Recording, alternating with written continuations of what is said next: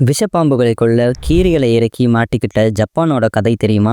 ஜப்பானோட அமாமி ஓஷிமா தீவுல அபு வகை பாம்புகள் அதிகமாச்சு. இதனால விவசாயிகள் நிறைய பேர் செத்து போறாங்க. இது அந்த கவர்மெண்ட்டுக்கு பெரிய தலைவலியா இருந்துச்சு. அப்போ ஒருத்தர் பாம்புகளை கொல்ல கீரிப்பிள்ளை கொண்டு வரலான்னு சொல்றாரு. ஒத்துக்கிட்ட விஞ்ஞானிகள் இந்தியா மற்றும் பங்களாதேஷ்ல இருந்து கீரிப்பிள்ளையை கொண்டு வந்து விடுறாங்க. 25 வருஷம் கழிச்சு ஜப்பான் விஞ்ஞானிகளுக்கு ஒரு பெரிய அதிர்ச்சி காத்திருந்துச்சு. ஏன்னா விஷப்பாம்புகளை கொல்ல இறக்கி விடப்பட்ட கீரிப்பிள்ளைகளோட எண்ணிக்கை பாம்புகளை விட அதிகமா இருந்துச்சு. பாம்புகளோட எண்ணிக்கையும் அதிகமாயிட்டே போயிட்டு இருந்துச்சு. இது எப்படி நடந்துச்சுன்னு பாக்குறப்பதான் ஒரு விஷயத்த கண்டுபிடிக்கிறாங்க. கீரிப்பிள்ளைகள் பொதுவா பகல்ல வேட்டையாடும். ஆனா ஹபு வகை பாம்புகள் இரவுல தான் வெளியிலேயே வரும். இதனால பாம்புகளை வேட்டையாடாம ஜப்பானோட பூர்வீக விலங்குகளை வேட்டையாடி சாப்பிட ஆரம்பிக்குது கீரிப்பிள்ளைகள். இது அங்க இருக்க நிலைமையே தலைகீழா மாத்திடுது. கீரிப்பிள்ளை பாம்போட சண்டை போடும்னு பார்த்தா கீரிப்பிள்ளை கூட விவசாயிகள் சண்டை போடுற நிலைமை வந்துருச்சு. கடைசியில கீரிப்பிள்ளையை கொல்ல தனி சட்டம் கொண்டு வந்து ஒட்டுமொத்தமா அழிச்சாங்க ஜப்பான் அரசாங்கம்.